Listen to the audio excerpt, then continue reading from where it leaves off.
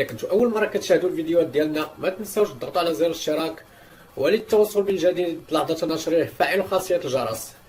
السلام عليكم اخوتي العزاز، الناس اللي باقا ما اشتركوش في قناه جوفوت بريس يمكن لهم يدعمونا بالاشتراك والضغط على زر الجرس باش دائما لاحظنا شي فيديو يوصل عندكم نتوما الاولين. كما شفنا اخوتي الاعلام الجزائري صافي بغى يتسطى من بعد جوج تعادلات ديال المنتخب الجزائري، ودائما القصه ديالهم مسلسل اللي ما تيساليش. يعني بغيت نشوف الحلقه الاخيره ما عمرها بانت.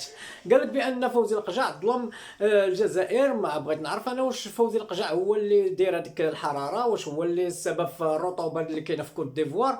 هادشي اللي بغيت نفهم. وقال لك بانهم ظلموهم في المباراه اللي فاتت، يعني ظلمهم الحكم، والمباراه ديال اليوم عاوتاني ظلمهم الحكم. بغيت نشوف شي ظلم فينا هو. راه حافظ الدراجي كان تيعلق وقال بان يعني على الهدف، قال لك بانه تسلل شويه ملي جابوا ليه الفار وداروا ليه هذاك الخط ديال الفار، عاد حشم بعدا راه باقي تيحشم شي شويه وتيمرق.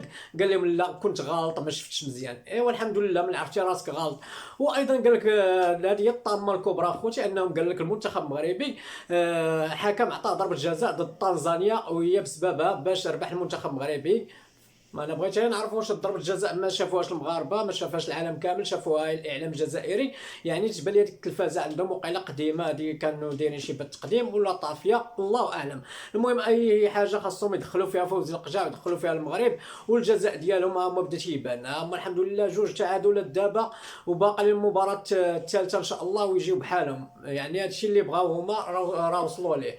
وشفنا المدرب عادل عمروش حتى هو وقفوه عند حده، والاتحاد التنزاني تبرأ منه. يعني باش منتخب الاتحاد ديال كرة القدم ديال المنتخب اللي تدربوا يتبرأ منك، عرف راسك راه غلطتي واحد الغلط كبير وكبير بزاف. اما الكاف راه عاقبته هي 8 ديال المباريات و 10000 دولار غرامه ماليه. والاتحاد التنزاني الا ما عجبوش هذا العقاب هذا هو يجري على عمروش.